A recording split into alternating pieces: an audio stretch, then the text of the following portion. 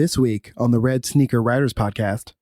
I mean, I will say that usually what I offer writers at the start of their career is commiseration rather than advice, because I empathize so much with that time when you are starting to work on something and you're interested in it and you feel like no one else is interested. It's kind of a terrifying time. So I don't offer a lot of advice. I mostly offer commiseration.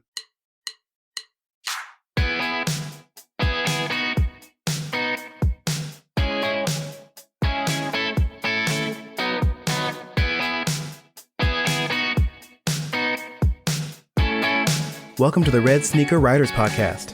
News, interviews, and writing tips for people who are serious about having a writing career and want some practical knowledge to help them achieve it. Your host is the nationally best-selling author of more than 50 books, William Bernhardt.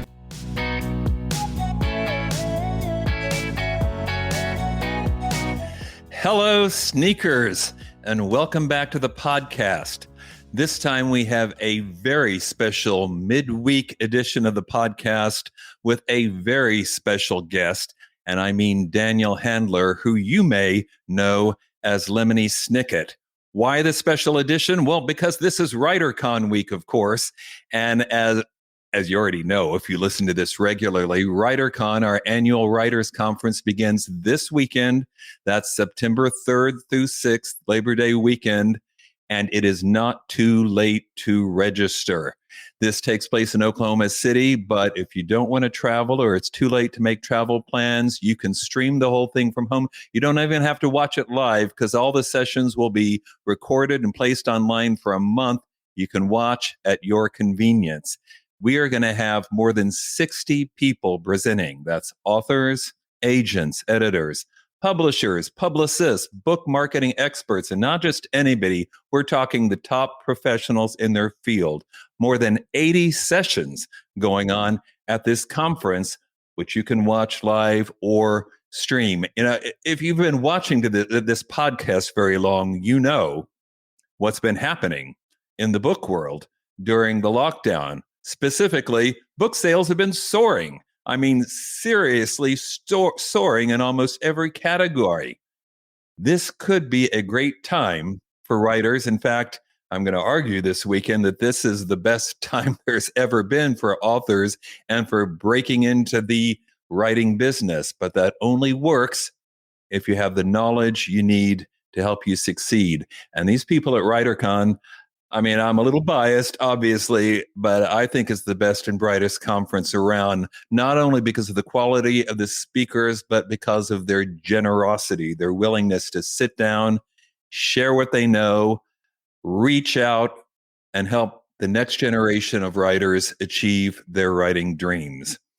And if that wasn't enough reason to be there, one of those 60 people attending and speaking at WriterCon is my sound engineer and cohort on this podcast, Jesse Ulrich. You're going to be there, aren't you, Jesse? Indeed, I am. I'm going to be talking about why authors should have, one, of course, turn their books into audiobooks and how that process works, and also why, as authors, they should have podcasts as a way to connect with their audience.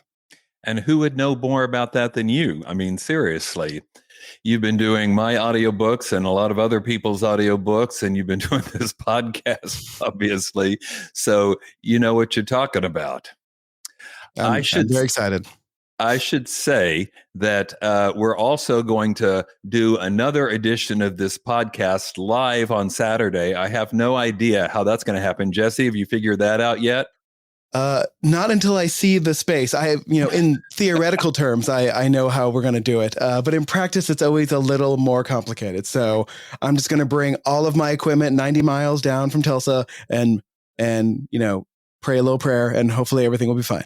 See, he's just building up the excitement. He wants you to turn up and see if we crash and burn on this, but That'll be Saturday afternoon during the conference. I should say, again, not too late to register, not too late to get in to come in person or to stream the whole thing. If you're interested, please visit our website, which is writercon.org, WriterCon.org. For that matter, if you're just interested in post-conference viewing, you could even sign up for that after the conference takes place. If you would like to check out this fabulous schedule for yourself, you can do that too, either on the website or download the phone app, which is WriterCon 2021. Wherever you get apps, the App Store if you're on an iPhone, Google Play if you're on an Android, it's free. Download it, look over the schedule, look over the presenters. I can just about guarantee you will see something that could benefit your writer career. I hope you'll be inspired to join us because this is going to be a great conference. All right, enough with that. Let's get to this superb, super duper interview guest that we have, which is Daniel Handler, who, as I said, you may know as Lemony Snicket. His books are beloved and have been for a long time by millions of both adults and children all over the world. He's sold more than 70 million copies of his books, a number that just makes me reel. They've been translated into over 40 languages. They've been adapted to screen, I think a couple times. They've been adapted to the stage. And now he's got a brand new book, which just came out yesterday. And who's got him first? We do. This is a brief standalone novel, he says, written for all ages called Poison for Breakfast, which is the true, although I'm kind of putting snicker quotes around the word true story, because we're talking about a pseudonym, true story of a single day in the life of Lemony Snicket, one that begins with a puzzling note under the door that says, "You had poison for breakfast." Is that not the perfect setup for a crime novel, or what? Here's what Publisher Weekly said about it. Snicket returns with a delightfully quirky philosophical novel. He reminisces about, among other things, the craft of writing, which of course is what we here at the Red Sneaker Writers podcast are all about. Please welcome to the podcast, Daniel Handler, Lemony Snicket. Hey, Daniel, are you there? I'm right here. How are you doing? I'm doing great. Thanks so much for joining us. Congratulations on the new book. Well, thank you very much. It feels wonderful to have it go out into the world. No doubt. All right. Here's the traditional first question I always ask our guests on this show. I'm ready, embracing myself. It's going to completely knock you flat, but here it comes. Okay. If you could offer a writer one piece of advice, what would it be?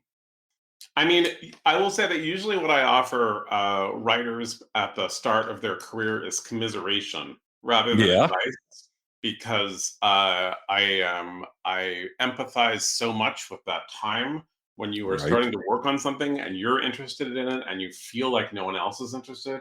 It's kind of a terrifying time. So I don't offer a lot of advice. I mostly offer commiseration. But if I had to offer advice, I guess I would just say that you should take a lot of notes. I carry a notebook with me wherever I go. Because I never know when something is going to occur to me. And because I just kind of like to get into the habit of writing all the time. So I write, almost continuously throughout the day, whether I'm focused and working on a project or whether I have to do other things, but I have a tiny little moment of time. I think even if you write a sentence that has nothing to do with anything, you're kind of keeping in practice. And I mean, I think the more you write, hopefully the better you get at it. Anyway, that's what I'm working from. I write all the time in the hopes of getting better. That's what we all like to believe. Yeah. I noticed that notebook you're holding is made of like actual paper, and you mentioned a pencil. Are you? Yeah, I'm an analog writer. I write all my books on legal pads.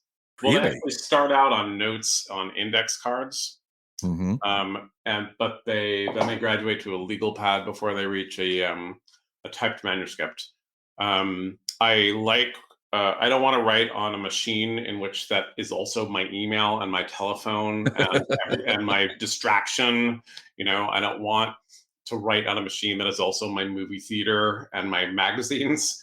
And so I like unplugging from that a lot. And also I like the freedom of a piece of paper where you can cross out a word, but you can cross it out lightly because you're not sure you crossed it out. You can go back and circle it, meaning, oh no, maybe I want that word after all.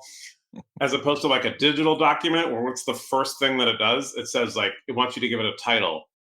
And you're like, I kind of have an idea. And the first thing that the computer says, okay, what are we going to call it? And I think, just leave me alone for a minute. I don't even know what it is yet. So I'm a big analog writer. Yeah. A computer's kind of a bully. So are you serious? No word processors enter into your writing process? Well, when I've written it all on legal pads, then I transfer it into a computer. Okay, so you're not actually typing on an old Smith Corona or something like that. I do have an old typewriter that I use sometimes, but for a while I even was trying to correspond with publishers in an analog way, and finally I was convinced that it was sheer torture for the people receiving it, and I try not to torture too many people at once. Right. So, Well, so it does get into the computer eventually, but the creation aspect of it, I don't like to use a computer. yeah, that makes a certain amount of sense. So then, what does a writing day look like for you? I mean, do you make yourself write every day, or how's that work? I do. Yeah, I write every day. Um, I used to kind of take weekends off, but certainly during the pandemic, when no one could tell a weekend from a weekday anyway, I just kind of gave up and said, why do I have to pretend that I'm having a wonderful Saturday when I'm having the same grim interior Saturday that everyone else is having? But yeah, I mean, I get up in the morning. You don't want to know my whole daily schedule, but I start writing in the late morning, I would say, and then I continue for kind of as long as I can. I like to think that I knock off work when everyone else wants to knock off work, like 3, 4 o'clock. Everybody else needs, with a real job, needs to fake it for a couple more hours at least, but I can knock off when I do it. But yeah, I write, I try to write as long as I can, 5 or 6 hours. And I like to write mostly out of the house. I like to go to a library or to a cafe or even like a crappy diner, someplace that's around people doing other things. I like being around that. I like feeling less lonely, and I like, if I'm looking for something random is more likely to pop into my eyes or into my ears if I'm out and about. So that was another thing that I've missed over the pandemic time, going someplace else. I used to pathetically take a walk around the block so I could pretend I was on some commute and re-enter my home. That was very sad. That was a sad time for this writer. I've taken walks when I was thinking about a book too, but then I start kind of talking to myself and trying out, and then I start worrying that the neighbors all think I'm crazy. Yeah, more than once I've been tempted to buy a Bluetooth thing that fits on my ear, and not connect it to anything. A fake one, right? When I talk to myself, there's some excuse for it. But I mean, I do take a lot of contemplative walks too, but I really like being outside the house. So I have a couple of friends who are writers, and sometimes we will go to a cafe together and kind of share a table to keep each other honest, make sure we're both working. That's kind of a nice thing. Or I like going to the library because there's these big tables and everyone's at them and they're all doing different stuff. And I kind of like being surrounded by the First Amendment in that way. Right. Yeah. So that's my writing day. I mean, I don't have a job, so I'm lucky. I don't have to steal time from everything else that I'm doing. I'm super privileged and lucky to get to write for a living. So you prefer to be among people when you're writing, which I think may be somewhat unusual. And particularly for you, I mean, when you walk into that library or coffee store, people must know who you are. Doesn't that make it harder? I mean, sometimes I live in San Francisco, which is also where I grew up. And so when I'm recognized, as often as not, it's like, you went to high school with my sister or something. It's not okay. But I mean, I think I get a little bit of local weatherman recognition. I would put it up with there, where someone's like, "You're that guy," and then I'm like, "Yeah, here I am." But it's not Beatlemania. I'm not hiding in a phone booth from screaming fans. But I do. But it is. I mean, if someone sees me working, I hope they leave me alone. But another nice thing about analog writing is that if you are hunched over a legal pad with a Unipol pen and some index cards scribbling, you look like a crazy person. You look like a Unabomber. So everyone says, I'm sure that's like a murderous manifesto. I don't want to know. I don't want to get close to that guy. So that really helps. Now, when I'm on an airplane or whatever, meeting somebody for the first time and say, I'm a writer, inevitably, or at least very often, I get back, oh, have you written anything I've read? which makes you want to say, well, how would I know? But Yeah. as soon as you say Lemony Snicket, that's got to connect with a lot of people out there. I guess sometimes. I mean, frankly, I don't. I particularly on an airplane. You never. You don't. I don't like to start a conversation on an airplane because then you might be trapped. What if it's a boring conversation? What are you going to say? Oh, it's my stop. I'll just get. I get off here now. Doesn't work. I forgot to tell you, I'm the alternate pilot. I need to go up to the cockpit now. See you later. No, there's no way to get out of it. Sometimes when I don't want to tell people what I do, I say that I'm in rhetoric, which is not untrue, but sounds so confusing that everyone just says, that guy's crazy, I'll leave him alone. Right. They don't want to follow up and admit that they don't know what that means. So, yeah. And also, I think for a lot of people, they kind of know the phrase Lemony Snicket, but I think it sounds a little bit like Spider-Man or something to them. So if I said, yeah, I'm Spider-Man, you know those movies about Spider-Man? That's me. That doesn't. There are worse things than being confused with a superhero, I would think. Yeah, I guess so. But I think it's more that it's disbelief. It's shrugging disbelief, which is also not a great conversation starter. So I keep a fairly low profile in terms of wandering around bragging about my career. Okay, now I know that asking someone, where do you get your ideas, is like the most trite question imaginable. But in your case, I mean, I've almost got to. Was there a morning when you woke up and said, I know, a series of books for young people, except no happy endings. It'll just be one miserable thing after another. Where did that come from?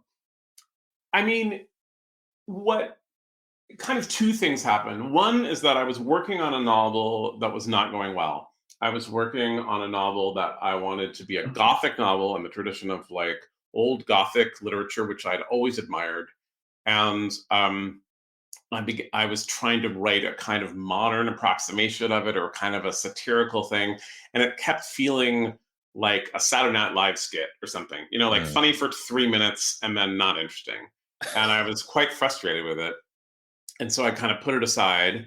And it was just when my first novel was being published. My first novel is called The Basic Eight. It's about a girl in high school. She has a crush on a guy and he's not interested. And so she bludgeons him to death with a croquet mallet. It's, you know, a comedy basically. And that's right. And because it is set in a high school, some editors said, would you be interested in writing something not just about young people, but for young people? And that it was then a kind of wake up in the morning moment because I realized that children were kind of a perfect helpless hero situation for a Gothic novel, right? Like the classic Gothic novel is like a woman is married to a mysterious stranger and he lives out in the middle of nowhere.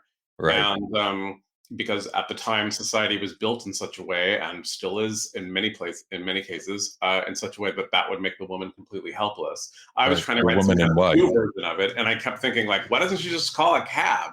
Like she's stuck out here. Why doesn't she just leave? And so I began to think of them as children, and that really helped me. And so, I mean, I thought it was a terrible idea. I didn't think anyone was interested in it, and it still kind of boggles my mind that so many people have said, oh, yes, terrible things happening to children over and over again. That sounds fun. Let me say 13 books in the series of unfortunate events. Is that right? 13 books in a series of unfortunate events. There are 4 books in All the Wrong Questions. There are a few little satellite books around both of those series that comprise the universe. And now I just happen to have it next to me. Is this me too. That's so weird. What a coincidence. I'm trying to turn it so the lovely golden Lemony Snicket hits the light, which is a little tricky. Fantastic. Ooh, yeah. So let's talk about that one. I mean, is this intended toward the same audience? Maybe the same audience grown up now as series of unfortunate events? Or who do you see as the reader for this book? It's for anyone, I think, who's interested in thinking about death, which I think about a lot, and also about literature and other things that make life worthwhile as we wait for death to claim us. So when I was a child, I began thinking about death, and I enjoy talking about death to young people who would like to talk to me about it. But yes, it's true. Even though I remain the same age that I was in 1999 when I first published, I am told that some of my readers have gotten older Isn't that and weird? even produced children and or literature themselves. And so I think there are people who are beginning to pick this book up now because they're curious. They say, "Oh yeah, that guy." Mm, But I was just more interested in making a book in the Snicket world that felt very contemplative and philosophical. That just felt mhm. like something I hadn't done before, and I was curious to try it. And I mean, one of the many, many lucky things in my life is to feel that I can experiment any way that I like. Right. And so I try to take advantage of that luck by doing it. Sure. I see that there are people on Facebook and YouTube posting comments. Let me just say that if any of you have a question you'd like put to Daniel Handler, here's your chance. Just type it into the chat box and Oh, great. we will ask the question. I Okay. can't see the chat box myself, but I believe it's there. It's there. Trust me. Please put So your you question got, in the chat box. Don't stop by my home unexpectedly and ask me questions. That yeah, doesn't go as that's well. not as good. Yeah. Okay. So as you just showed us, this book is attributed to Lemony Snicket. Yeah. And as in that copy I just read, it purports to be the true story of a beloved fictional narrator. Yeah. Is any of this true? Is it a true story? I mean, really, just about all of it is true. So much of the book is tied to this world that we're all tied to. It's why there's some notes in the back of the book, is because there's some other works of literature and some movies and some music that I Mhm. reference in the book. And I wanted everyone to know that that was real so they might go and find it if they were interested in such a thing. Right. And I many of noted the that. things, yeah, that happen in described in the book as happening autobiographically happened, in fact, to me.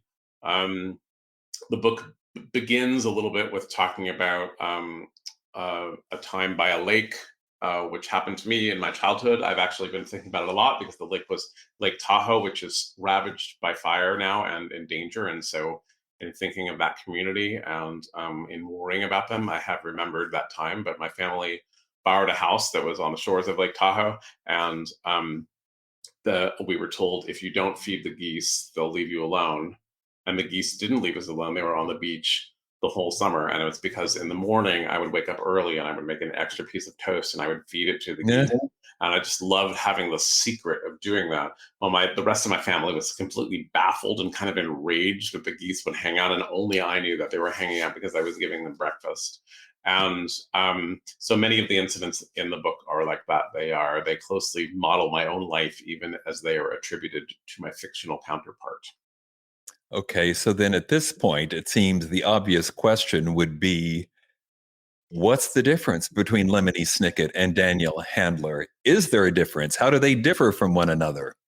Well, we're both very handsome. Yeah.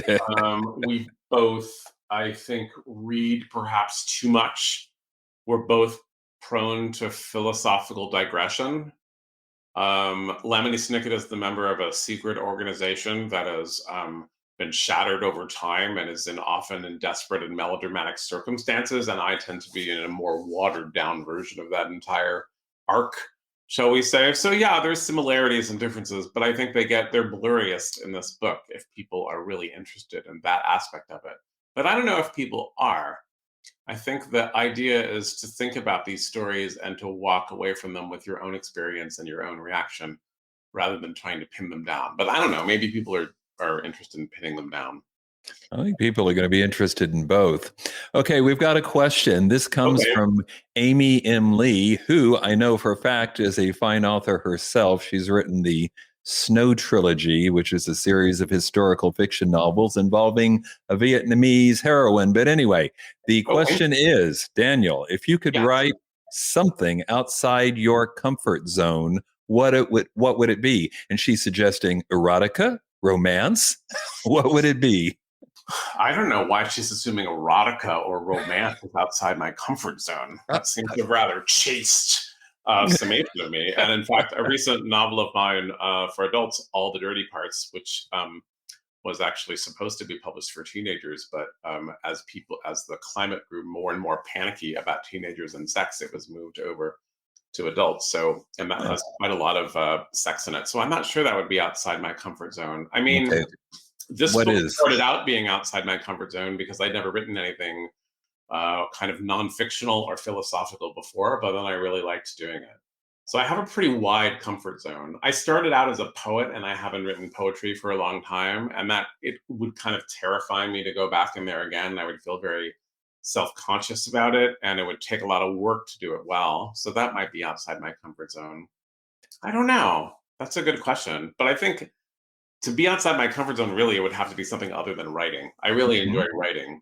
So maybe, if you took me like camping in a remote, difficult terrain, that would be far, far outside my comfort zone. Yeah, that's a different kind of comfort zone. Yeah. You mentioned poetry in this book. I remember the note that points out that Emily Dickinson was a real person. Yeah. Well, you never know. Some people don't know. Emily Dickinson's in there. Elizabeth Bishop's in there. Yeah, there are quite a few poets in there. Someone else is now suggesting karaoke might be the thing that's outside the comfort zone. I haven't done karaoke in quite some time. I'm not, but properly lubricated, I guess is the euphemism, in the proper establishment, I will indulge in karaoke. I had kind of a traumatic time once doing karaoke that I will share if you don't mind. No, please. But I was at a birthday party. I was in New York where I don't live, and I was invited to a birthday party by someone who was going to be there, but I didn't really know the many of the celebrants. But I decided I'll just go anyway, and it was in a karaoke lounge, and I went there, and I was having a perfectly fine time, but I really knew hardly anyone in the place. Then I went to use the bathroom, and I came back, and I walked in, and someone was on stage singing a song that I knew.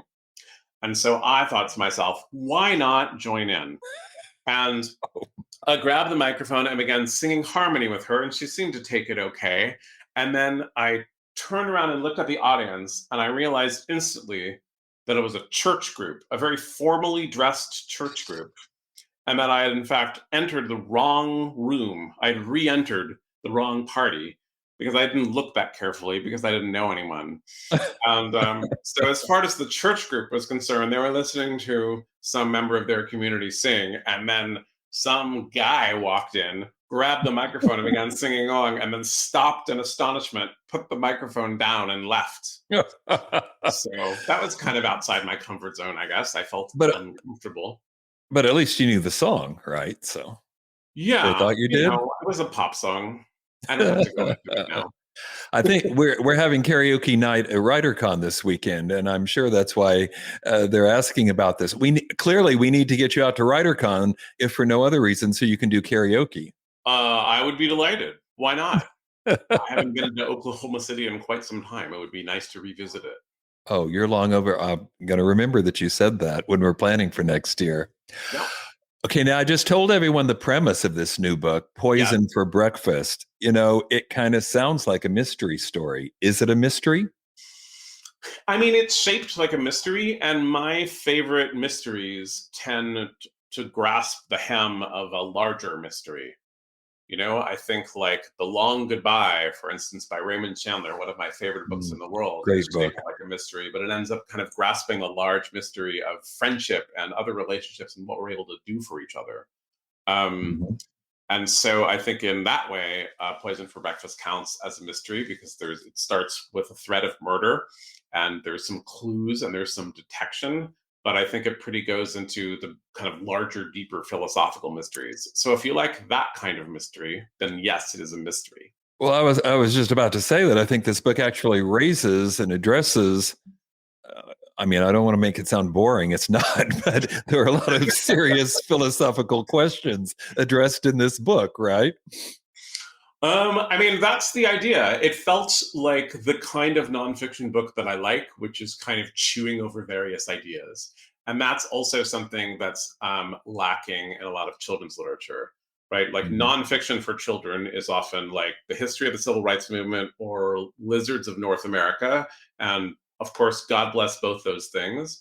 But there's a lot of nonfiction for adults that is more contemplative, that's more about an author's personal experience and what it might mean and how to convey that. And I thought that would be an interesting thing to share with young people. I thought it would be unusual.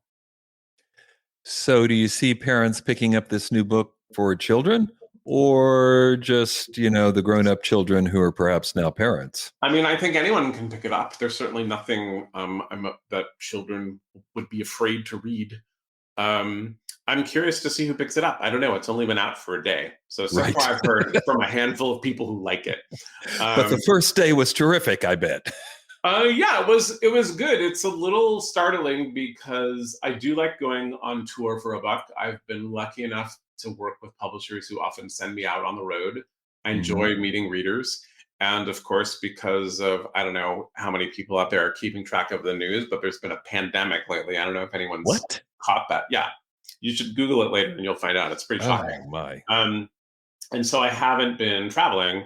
I am going to be traveling a little bit for this book as time goes on, but usually on a publication day, I'm kind of someplace that isn't my home, and I'm meeting people who are interested in reading these books. And whether it's a tiny little turnout where we're talking intimately of literature, or whether it's a big roaring crowd, I always enjoy it.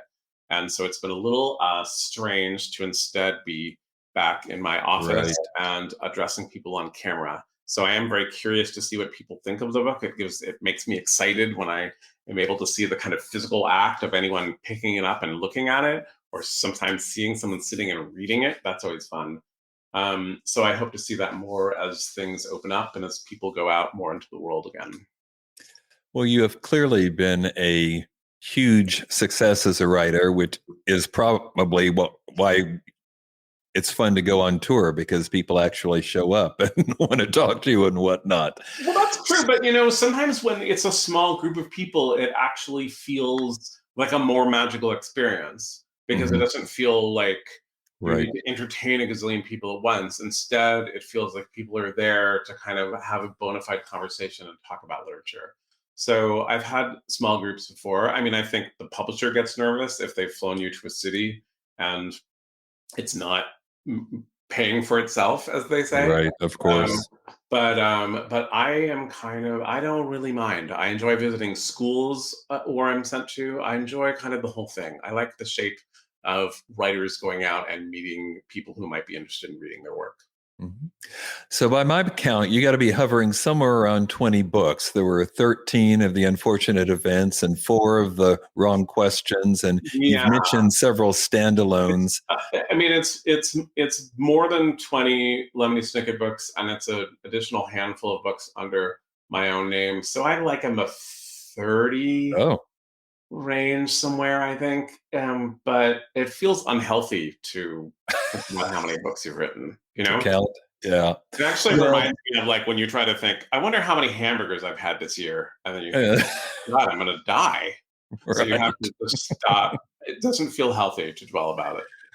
Well, where I was going was because you said that, you share my myth that I must be getting better as a writer over time. So can you think of any lessons or ideas or tips or something you've learned about writing along the way? Yeah, I mean, I think the biggest lesson that I've learned fairly recently in the last 6 years, maybe, is that I now put everything away for a little while before I show it to a reader or to a publisher. And so after I have a first draft that feels fairly solid, I put it away. And I'd always heard about doing that, but I think because the first person who told me that they put their books away for a year, somebody said, "Oh, I put it away for a year before I looked at it again." And this person who told me this was a famous writer who was like super pretentious. And so I didn't believe that writer. And so then when anyone else said it, I also didn't believe them. Like whenever I heard a writer say, "Oh, and then I put it away," I thought, "You're lying. You just turned it in late. That's all you mean." But then through a kind of logistical accident, I was working on a novel, and then I kind of had to work on this other project for a while. And so I put this draft of this novel away, and I was really worried about it. I was afraid it was going to like rot away as I put it away. But instead, when I looked at it, I felt so wonderful about what it was and how I wanted to change it. And so now I basically schedule that out. I'll write a first draft and I'll put it away. And then I'll Mhm. write another draft of something else and I'll come back and I'll look at the old thing. And it's been really, really powerful. And it's hard to do the first time, I think. I mean, I don't know if you do that, but it's hard to let go of it. But you really come at it with such a clean mind when you come back to it that I wholeheartedly recommend it. Well, you've got to have the luxury of time, no deadline looming over or something like that. Yeah, for sure. But I mean, deadlines are often of your own making. I mean, there may be a deal that you signed with a publisher, but I think even then you can try to get ahead of yourself so that you can go back. But I Now, found that to make edits when you're not in the heat, when you're not in the first flush of doing it, just Right. makes so much more sense. Now, I remember a case when I held back a book, the original deal fell through, and then I came back to it 2 years later to try and get it published again. And I started reading, and I thought, "Who wrote this mess? This is this." The errors were apparent to me, but apparently they weren't when I first read it. Yeah, and I think that it saves you on embarrassment too, because rather than someone else coming back to you and saying, "There's a huge plot hole here," or "There's 2 pages of utter nonsense going on here," Right. instead you recognize that more yourself, and then you can feel embarrassed only by yourself in your own isolation. Right. Since you can't see the stream, I will tell you that the Facebook chat is thanking you for sharing that, because they would never have thought of putting it away while they were doing the first draft of something else, but it sounds like a Oh, great idea. well, I'm glad. I'm glad this has been useful to you, Facebook citizens. Well, here's one from YouTube, and I'll let this be our closing question. Okay. What's next for Lemony Snicket? I am working on a theater project. I'm working on bringing Lemony Snicket to the stage. Really? Yeah, which is another thing that is fairly new for me. I've done some stage stuff before, but this is a larger scale production, and it's been a real eye-opening challenge. And in addition, it feels a little silly now when so much theater is closed. It feels a little bit like I'm packing my suitcase for the moon colony, but we don't have a moon colony yet. But also there's kind of the luxury of having that time too. So I'm working with a songwriter who I'm excited about. We'll reveal the name of the songwriter publicly when everything is when all the I's are dotted. But I've been receiving songs from the songwriter, and that's been so wonderful. Oh, how Back and forth, and yeah, it's been a really magical experience. So it's a musical. This sounds terrific. It is a musical, yeah. Expect it, on stage someplace in years. Meanwhile, do something else. Like, I guess is what I say. Don't wait outside the theater now, because we're in the baby Right. stuff. Is this related to unfortunate events or something new? No, it's a whole new Snicket thing. Fantastic. Yeah. And I'll add one last question of my own. What's next for Daniel Handler? Well, I am, speaking of my comfort zone, we keep coming back to Amy Lee, but I am doing something that I never thought I would do, which is that I'm writing a memoir. I began to have a conversation with someone about another project, and it turned into a memoir of a kind of specific angle of my life. And I've never done that before. It's really been tricky. It's hard to look at your own life the way you look at a story and say, okay, what are the good parts? Because the good parts to you are very personal and you don't know what they are. But I've been having fun exploring that, and that will be out, I don't know, in a couple of years maybe. Well, I'll look forward to reading it. I thought Poison for Breakfast was terrific. Thank you. Just compulsive read that goes down like a drink of water. You just can't stop reading, but why would anybody be surprised? I bet this is going to be another tremendous success for you. Well, thank you. It's just a success to hear pleasant words like that from you. So now I'm successful. Daniel, thanks so much for being on the podcast. Thanks for having me on. Thanks for listening, folks who are listening. And for those who aren't listening, you can't hear me, so it doesn't matter. Right. Jesse, I just want to say one more word. You knew you weren't going to get out of this podcast without me mentioning WriterCon again. Look at that schedule. Look at the app. Go to the website. This could be your chance to take advantage of everything going on in the book world right now. Take your writing career to the next level. Commit. Like I always say, It starts with the first step or the second step or the third step. What matters is that you don't quit. So take a look at the schedule. The app is called WriterCon 2021 and the website is writercon.org. Until next time, keep writing. And remember, you cannot fail if you refuse to quit. And I hope to see you at WriterCon or see you on the next podcast. Bye-bye now.